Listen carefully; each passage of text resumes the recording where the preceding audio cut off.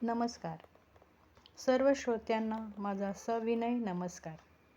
तुमचं मनापासून स्वागत आहे माझ्या नवीन कोऱ्या करकरीत यूट्यूब चॅनलवर, ज्याचं नाव आहे कृष्णवेडी हर्षू.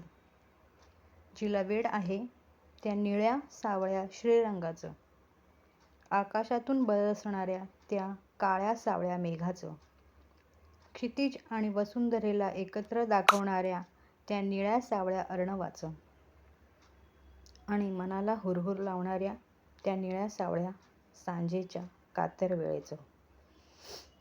माझ्या या चॅनलमध्ये तुम्हाला माझ्या स्वरचित काही कविता, काही लेख, अगदीच शेवटी कथा ऐकायला मिळतील. तेव्हा मला सबस्क्राईब आणि फॉलो करायला विसरू नका. तुम्हाला जर माझे लेख आणि कविता आवडल्यास शेअर करायलाही विसरू नका. तुमच्या सकारात्मक कमेंट्स मला आणखी चांगलं लिहायला प्रोत्साहित करतील. तेव्हा आपल्या पहिल्या कथेला मी सुरुवात करते. आज आकाशात काळ्या ढगांनी गर्दी केली होती. केव्हाही पाऊस पडायच्या बेतात होता. विजा चमकत होत्या. ढगांचा गडगडाट होत होता. तो आला होता त्यांच्या नेहमीच्या ठिकाणी. त्याच्या मनात एक प्रकारची कालवाकालव होत होती. काहीतरी अघटित घडणार आहे असं त्याचं मन त्याला सांगत होतं.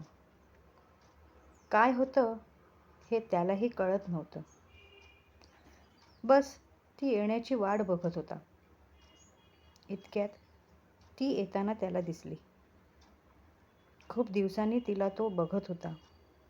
शरीर कृश झालं होतं. डोळे खोल गेले होते. चेहरा निस्तेज झाला होता. त्याला वाटलं इतक्या दिवसांच्या विरहानंतर तिच्या चेहऱ्यावर आनंद दिसेल, पण तसं काही नव्हतं. खूप वेळ कोणीही बोललं नाही. मग त्यानेच तिला विचारलं, कशी आहेस? ती म्हणाली, कशी दिसते? तिची ती सवय होती. कोणीही प्रश्न विचारला की प्रतिप्रश्न करायचा. मग पुन्हा सगळं मौन. फक्त ढग, वारा आणि विजेशिवाय कोणीही बोलत नव्हतं. त्याने पुन्हा मौन सोडलं. काय सांगायचं होतं? तो तिच्याकडे पाहत होता. तिची चलबिचल सुरू झाली. तिला काही करून सगळं काही सांगायचं होतं. कसं सांगू या विवंचनेत ती होती. इकडे याच्या हृदयाची धडधड सुरू झाली होती. तिच्या उत्तराची वाट पाहत उभा होता. खूप वेळाने ती बोलली, माझं प्रेम नाही आहे तुझ्यावर. शक्य झाल्यास मला विसरून जा. आणि जोराने वीड काढली. त्याच्या हृदयाच्या चिंधड्या झाल्या होत्या. तिचं पुढचं बोलणं जणू ऐकूच आलं नाही. तो पूर्णतः स्तब्ध झाला होता. त्याची ती अवस्था पाहून तिला भरून आलं होतं. तो तिच्यासाठी पूर्ण विश्व होता. तिच्या आवडीचा पाऊस होता. ती त्याला पावसाची उपमा द्यायची. पहिल्या भेटीत माणूस किंवा पाऊस कधीच कळत नाही, तसाच तो पण होता. तिला तिच्याही नकळत ती त्याच्याकडे कधी ओढली गेली हे तिलाही कळलं नाही. ती म्हणायची, जसा पाऊस तापलेल्या वसुंधरेला शांत करतो, जसं त्याचा प्रत्येक थेंब न थेंब तिच्यात ती सामावून घेते, आजूबाजूचं वातावरण आल्हाददायक करतो, तसं तू माझ्या आयुष्यात येऊन मला शांत आणि तुझ्या प्रेमाच्या ओलाव्याने हरीत ठेवलं आहेस. तुझ्या असण्याने सभोवतालचं वातावरण तितकंच प्रसन्न असतं. पण तिचा आणि तिच्या या पावसाचा विरह अटळ होता. खूप मनाचं ओझं घेऊन ती जगत होती. तिला माहीत होतं की ती लवकरच या जगाचा निरोप घेणार होती, पण ती त्याला सांगू शकत नव्हती. तो काही दिवस दुःखी कशी होईल, पण मला विसरून जाईल, म्हणूनच तिने हा पर्याय निवडला होता. ती त्याला शेवटचं भेटावं म्हणून ती आली होती. ती त्याला म्हणाली, मी माझ्या आयुष्यात पुढे निघून आली आहे. तूही पुढे जा. भूतकाळात जगू नकोस. त्रास होईल तुला. ही आपली शेवटची भेट आहे. जाते मी. तिला पुढे बोलताच येईना. ती पाठमोरी वळली.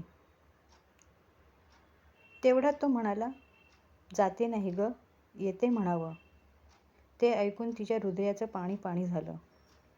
तिच्या डोळ्यात आसवं जमू लागली आणि वरून पावसाला सुरुवात झाली. तिने एकदाच मागे फिरून पाहिलं.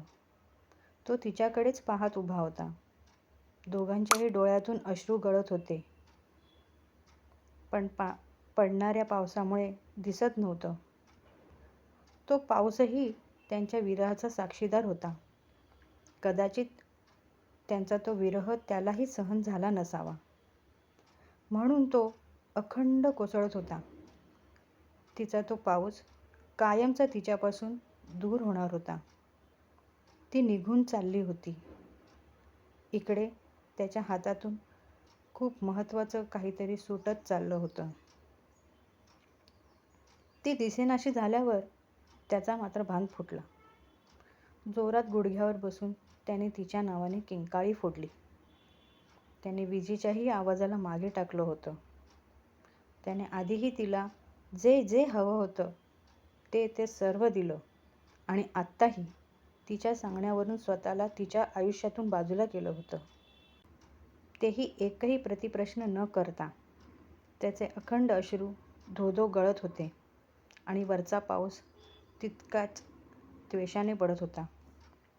कारण त्या पावसालाही तिने तिच्या आयुष्यातून वजा केलं होतं. त्या पावसालाही तिचा विरह सहन करावा लागणार होता. घन दाटले आज जरी, पहिला पाऊस असला तरी.